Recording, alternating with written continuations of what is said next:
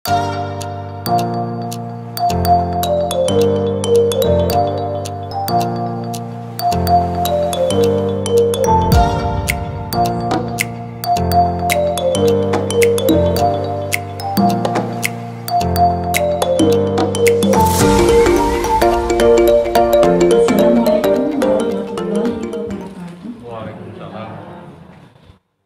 Ibu Aan dari RT 2. Mau bertanya, yang pertama, untuk budidaya aloe vera ini, apabila ingin membudidayakan tetapi bekas tanaman sawah, itu perlakuan apa yang seharusnya terhadap tanah tersebut? Lalu kedua, tadi saya lihat ada produk dari aloe vera yang teh ya Pak ya, yang dari Kulon Progo. Itu berapa lama prosesnya? Sementara itu dulu Pak, terima kasih. Wassalamualaikum warahmatullahi wabarakatuh. Baik, terima kasih Bu Aan. Untuk yang sawah, dipastikan dulu pertama lokasi kita tidak tergenang, bisa kering lah, ya. Itu dulu utamakan. Kedua, penyiramannya harus menggunakan bukan air irigasi, tapi air tanah. Nah ini perlu dipertimbangkan. Dua hal ini dulu secara teknis yang perlu sekali. Jadi contoh yang di Pati kemarin, Pak Tris, kebetulan dia ngebor ya, pakai diesel nyedotnya. Di sana kan rata-rata kalau daerah Jawa Timur nyedot. Itu dulu. Nah kalau sudah bisa teratasi dua hal tadi, tidak tergenang, artinya bisa kering, karena ini tidak bisa tergenang air tanaman lidah buaya. Kedua, sumber air memadai dari air tanah. Maka langkah pertama kita cuma membalik ini saja Bu. Kalau yang ini tadi kita untuk tegalan kita buat rata selama setahun, maka untuk sawah kita buat dulu bedengan-bedengan kayak nanam cabai lah Lombok gitu ya, dengan tinggi 30 cm ya. Jadi yang 120 tempat nanamnya, kalau ini kan 70 dibalik ya, itu aja bedanya ya. Jadi buat bedengan-bedengan. Nah untuk perlakuan lainnya sama ya, dengan pembenah tanah, dengan pengendali uret dan seterusnya. Oke. Tidak boleh malah, sangat tidak diperbolehkan ternaungi.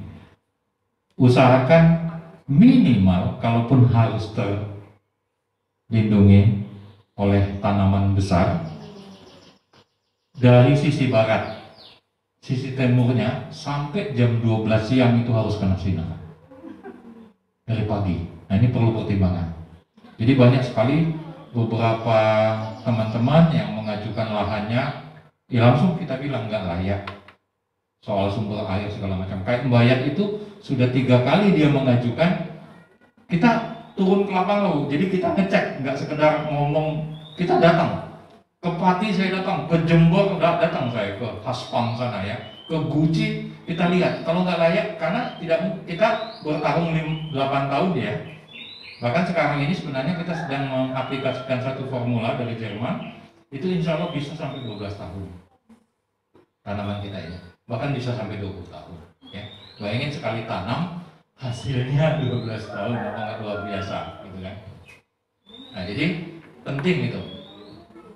Kayak di Kuto Winangun akhirnya karena dia juga eman ya, kayu-kayunya kalau dipotong jadi pindah ya, jadi tanaman ini mudah dipindahkan ya, boleh dipindahkan ya, boleh dipindahkan. Umur 5 tahun pindah boleh, umur 6 tahun pindah boleh, nggak mati ya, sebulan udah regenerasi. Nah jadi harus bebas dari naungan ya. Kalaupun toleransi jam 1 lah, jam 1 ke atas itu boleh, enggak. Jadi dari sisi barat yang tanamannya yang tinggi ya. Untuk teh Teh itu dibuat dari sisa kulitnya, itu pakai oven aja Bu. 4 jam 60 derajat. Bukan dijemur. Malah rusak dia kalau dijemur. Ya. Sehari selesai. Jadi nggak nunggu lama-lama. Ya, kalau yang Tom KWT Lestari buat itu rasa pala sama rasa pandan. Kalau yang Kulon Progo kunyit sama yang original. Jadi kalau yang original rasanya agak asam. Kayak ibu minum lemon tea. Pernah ya minum teh dikasih jeruk lemon kan kayak gitu lah persis. Gitu. Nah ini yang ada asam urat, 12 cepet. Asam urat, kolesterol, minum teh lidah buaya itu luar biasa. Jadi itu aja Bu, ya. Silakan di sawah, tapi itu saja syaratnya. Ya, cuman membalik antara tegalan dan sawah saja. Oke, cukup? Ya. Masih ada ibu-ibu? Ada lagi yang petinjuan Presa. Monggo Bapak-bapak. Monggo Pak Bos. Iya, monggo Pak. Nggih, monggo.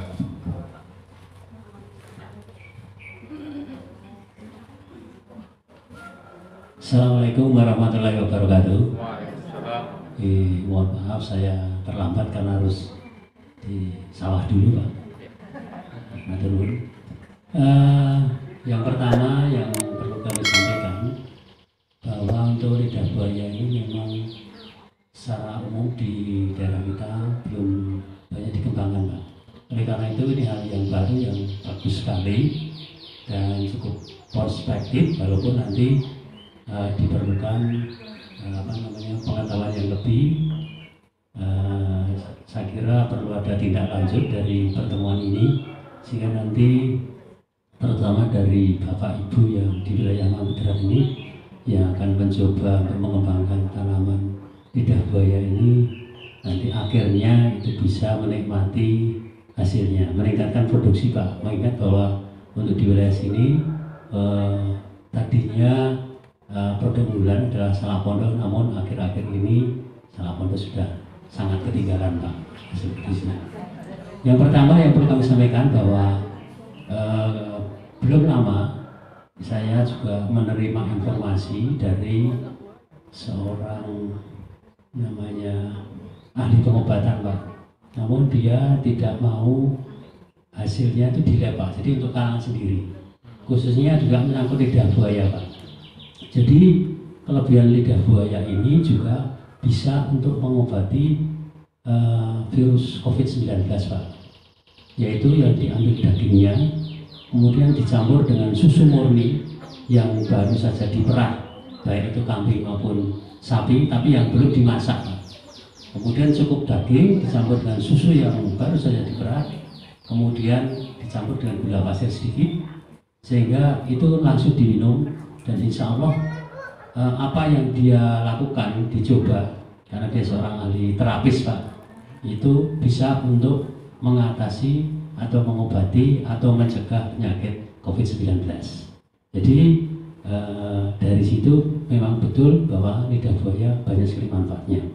Kemudian yang kedua, bahwa karena saya tadi datangnya terlambat, namun saya cukup tertarik untuk nanti akhirnya karena kan saya beserta Bapak di sini banyak membangun tanaman cabai Pak di sawah, sehingga tadi saya mendengar bahwa itu bisa dilakukan dengan tumpang sari. Artinya teknik pembuatan bedengan dan sebagainya kan hampir sama Pak dengan cabai, kemudian di lahan yang terbuka yang cukup cahayanya.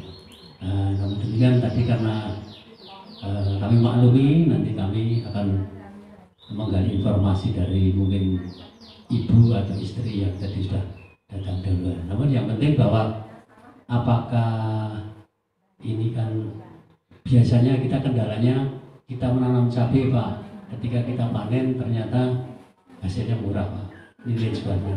Nah apakah nanti lidah buaya ini untuk masa-masa yang ke depan ketika barang itu banyak, kemudian apakah permintaannya juga banyak Pak, artinya dari segi ekonomi apakah itu nanti perspektif dari harga menjanjikan. Saya kira demikian saja Pak dari saya. Banyak kurang, terima kasih. Mohon maaf. Akhirul kalam, wassalamualaikum warahmatullahi wabarakatuh. Ya. Baik, terima kasih Bapak. Pak Gus, pertanyaan yang baik sekali, yang insya Allah bisa bermanfaat untuk kita semua. Ya. Jadi problem kesehatan itu kan salah satunya orang sakit karena menurunnya sistem antibodi ya, sistem kekebalan tubuh. Nah, alhamdulillah lidah buaya ini banyak mengandung antioksidan ya, yang bisa meningkatkan kekebalan tubuh, autoimun istilahnya ya. Inilah yang kemudian kemarin waktu kita lakukan di bulan Maret untuk donasi para petugas gugus COVID Klaten bersama tim Hudi tadi, di luar kita donasi, setelah itu dokternya pada tanya, ini belinya di mana gitu. Itulah yang tidak sengaja Allah berikan itu peluang tim Tanjungan tadi ya, sampai akhirnya kita menemukan Rambak juga yang hikmahnya ya, dari benar-benar kita donasi benar untuk membantu gugus COVID di sana karena tim wilayah beliau, karena Bu Eti istrinya Pak Johori Luah Tanjungan itu yang tadi ada pelatihan itu, dia bekerja sebagai bidan di puskesmas, jadi bagian dari gugus COVID juga, jadi ada jalan yang dipermudah ya. Jadi memang betul meningkatkan antibodi. Nah, saya itu sehari itu sampai 4 gelas Pak minum ini. Dulu berat badan saya 78 ya, sekarang banyak yang ngemuat celana saya, bukan ngemuat, nggak bisa dipakai, kedodoran semua ya. Nih lihat nih, kayak gini kedodoran nih ya, bahkan ada satu aja celana andalan saya itu pun saya minta sama mantu saya. Saya belum beli yang baru karena yang lama kok masih bagus-bagus kayaknya kan gitu. Jadi bagus sekali, kita otomatis membentuk tubuh ideal ya. Kok ini dasar analoginya? Pernah, maaf kalau ada yang di sini anggotanya, pernah minum Herbalife? Pernah dengar Herbalife? Yang ada di mobil-mobilnya? Saya turun sekian kilo. Itu bahan bakunya aloe vera. Yang kedua, Pak Gus. Jadi sebelum saya melakukan budidaya lidah buaya di akhir 2018 lalu, setahun itu saya belajar dulu, Pak. Saya orientasi dulu, tidak langsung tanam, sekalipun saya sudah dapat ya. Jadi dulu saya tugas 32 tahun di Badan Litbang Pertanian. Tapi kenapa saya tidak mengambil karet? Di Sumatera kan anunya trennya itu ya, karet, sawit, kopi. Insya Allah itu udah makanan harian kita ya. Saya pernah punya kebun kopi 1 hektar di Bengkulu ya. Pernah pelihara ayam potong 8.000 ekor 5 tahun ya. Ayam broiler, ayam petelur ya. Kambing, sapi itu udah makanan kita, namanya orang pertanian ya. Pernah punya kolam dan segala macam. Ada 2 komoditas yang ada 1 komoditas sebenarnya yang saya ingin sekali kembangkan sejak dulu. Setelah saya leren lah, setelah saya tidak aktif lagi di ASN, yaitu vanili di anak saya. Sampai hari ini saya masih akan mengembangkan vanili. Tapi dalam perjalanan proses pencarian itu, saya mampir di lidah buaya Pak ceritanya. Nah, saya analisa, saya cross check, saya buka online, saya hubungi orang-orang yang ada di online itu, saya datangi. Jadi setahun itu saya keliling dulu Bu. Jadi Bu An kan udah dapat info komplit mungkin dari kita ya. Nah saya benar-benar datang tadi ke tempat Pak Suhandi aja 3 kali loh. Walaupun akhirnya Pak Suhandi tadi dari Bogor datang ke kebun saya di Bagbo dan belajar nata de alu itu sama kita. Jadi brand nata de alu kita insya Allah beda dengan yang sudah ada di beredar pasaran. No benzoat kita punya ya, dan awet bisa 1 bulan ya. Nah kesimpulannya satu Pak, ternyata para pembudidaya lidah buaya ini dia berada di komunitas. Harga lidah buaya belum ada yang jatuh dan insya Allah tidak akan yang jatuh karena dia berada di link-link komunitas. Jadi kalau kita nanam sendiri secara independen, tidak ada komunitas, tidak membuat pasar, bakal amblas Pak, bakal tidak bisa jual. Ya, Nah, oleh karena itu komunitas pun membatasi luasannya, Pak. Ya. Nah, permintaan kita sebenarnya kan kami menuju ke industri tepung, industri jam, industri ekstrak. Ekstrak sudah saya mulai. Kita investasi di keraton, ya. Bukan maksudnya di keraton di Jalan Mangkurat, ya kan. Untuk industri ekstrak gel dan tepung ini kita butuh sekitar 80 ton per bulan, Pak. Itu saya tetapkan 15 hektar. Sekarang baru tercapai 12 hektar setengah. Baru tercapai, ya. Dari ujung Jawa Tengah, Tegal, ya, sampai ke Jember yang kemarin di Tanggul Angin yang kami datangi di PT Asfam. Jadi ada dua perusahaan besar yang bergabung sama kita sekarang, PT Asfam dan PT PN Sepuluh. Ya. Nah, ini yang menarik saya.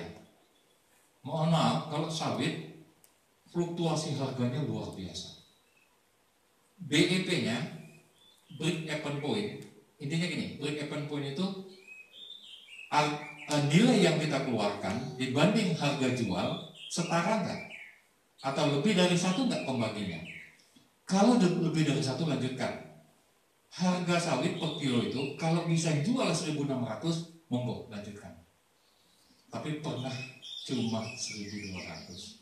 Tahun 2009 sampai ada 4 orang bunuh diri loh gara-gara sawit di harga 600 rupiah. Nggak panen. Nggak dipanen tanamannya rusak, dipanen rugi, Pak. Itu terjadi di sawit, ya. Karet sudah tahun kelima ini harganya tidak beranjak dari 7.000, padahal break even point-nya 15.000.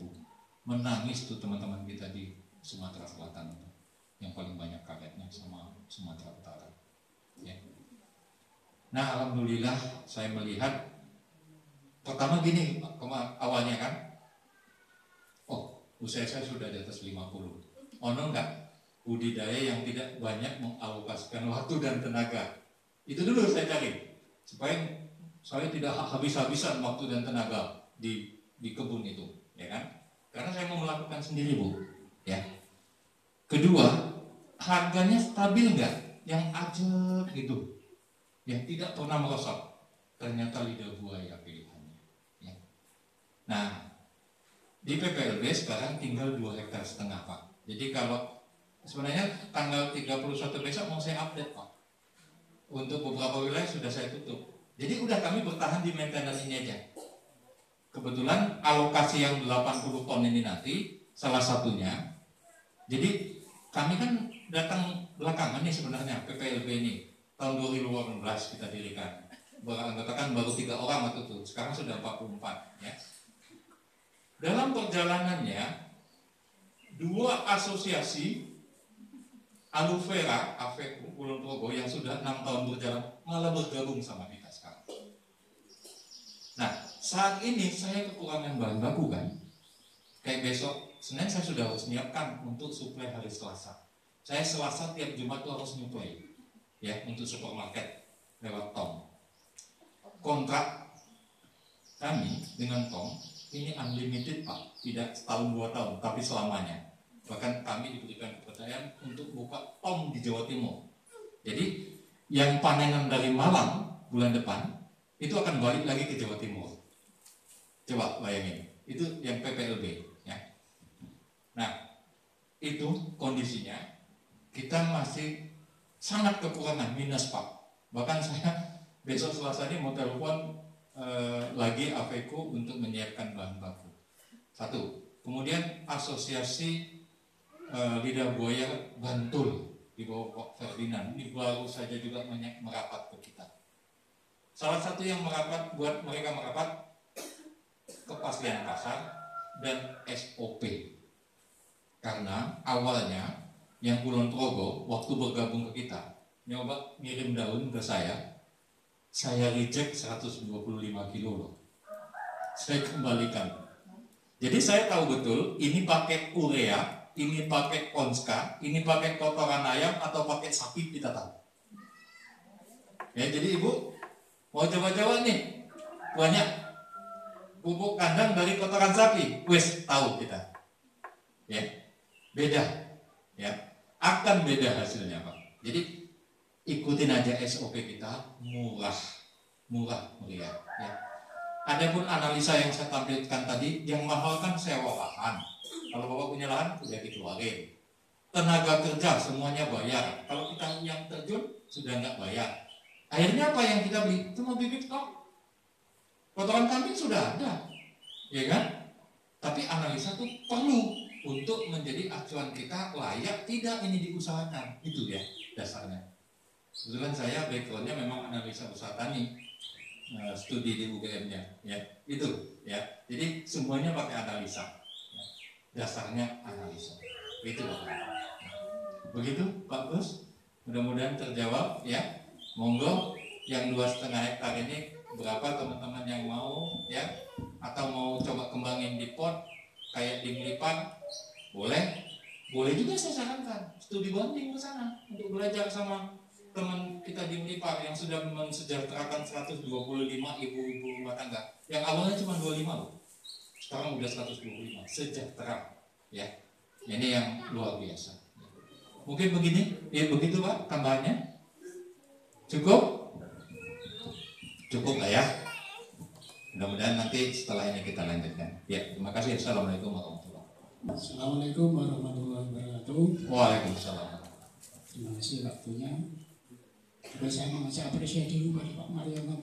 Pak Mariono yang hadir tadi.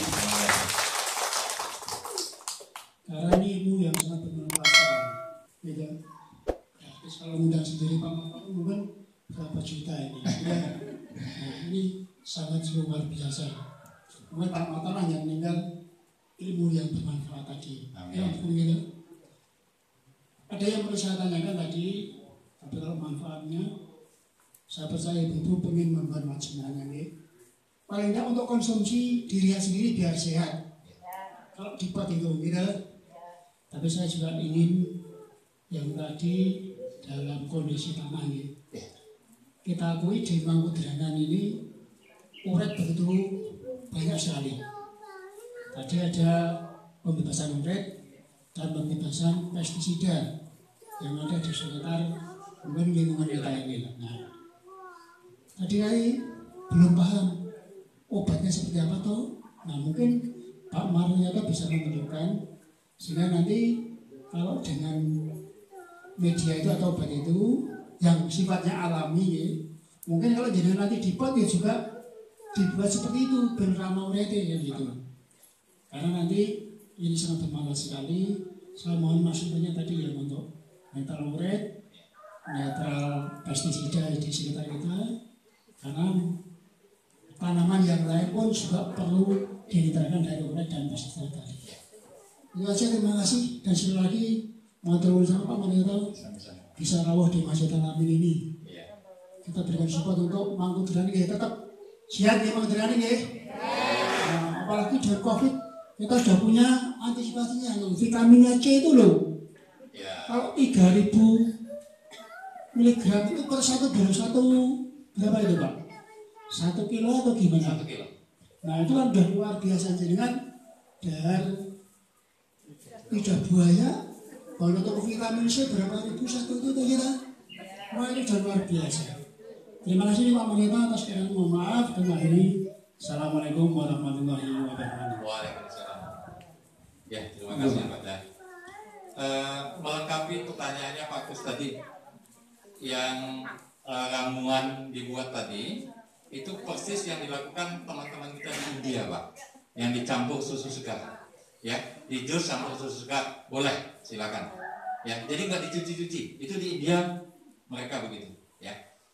Kedua, tadi saya belum cerita harga ya, harga jual sampai ke tempat kami saya terima bersih sudah dalam sesuai spesifikasi itu Rp4.000. Sementara BEP-nya Pak dijual 1.200 saja sudah untung per kilo. Ya, kita terimanya berapa tadi? 4.000 untuk PPLB. Di luar PPLB saya terima 3,5 karena di luar kan tetap banyak yang masuk ke kita juga. Ya. ya, Rp4.000 Bu. Nek cabai itu harus di atas 10.000, baru kita di atas BEP ya Pak. Bahkan ada satu tempat Rp8.000.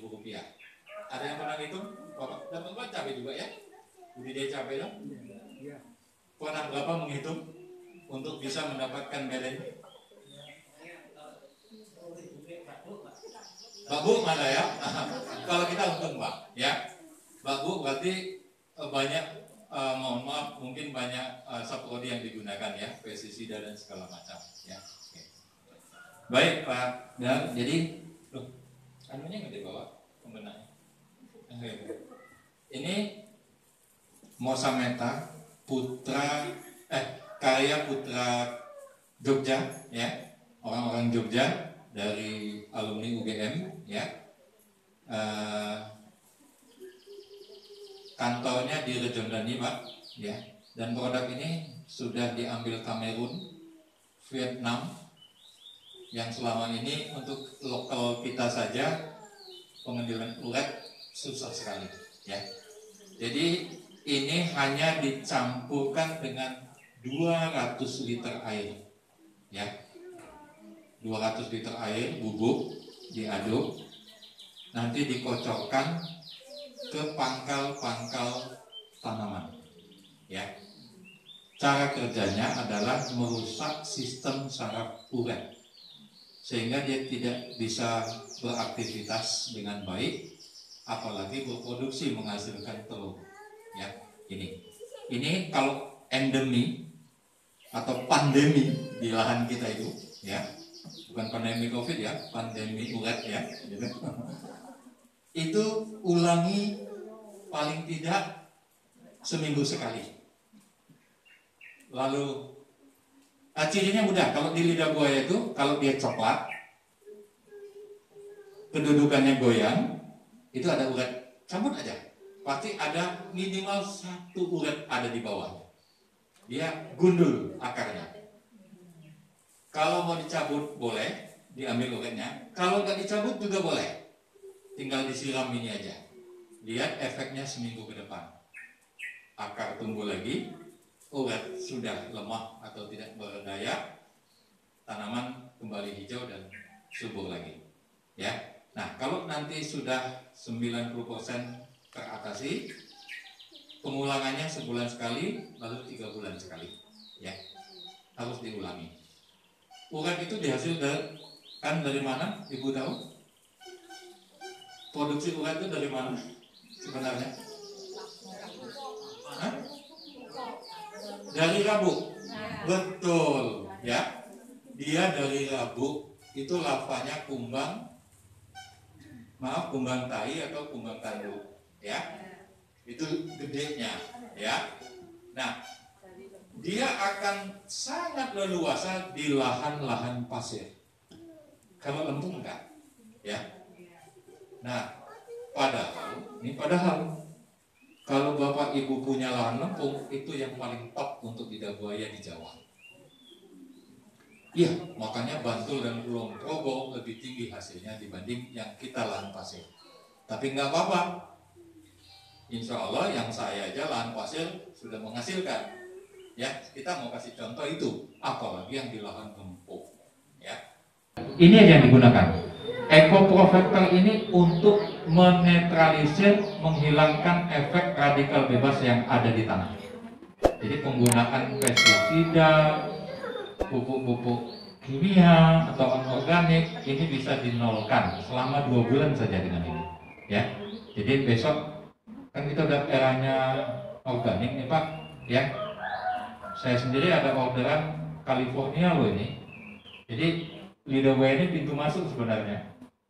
Ada orderan klengkeng, telur ayam umbaran 100 ekor per hari. Ini benar, ini faktual, bukan kita omong doang, ya.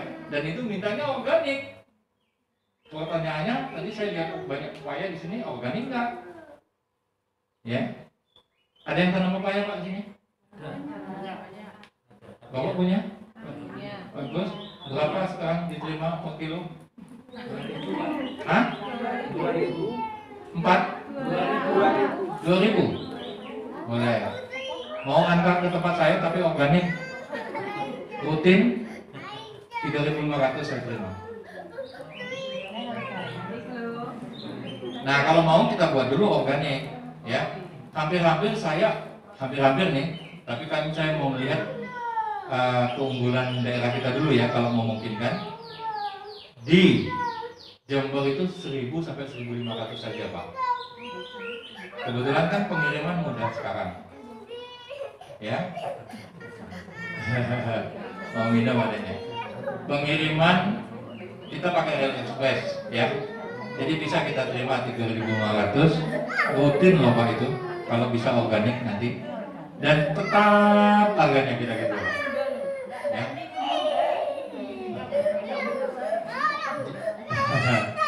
Iya.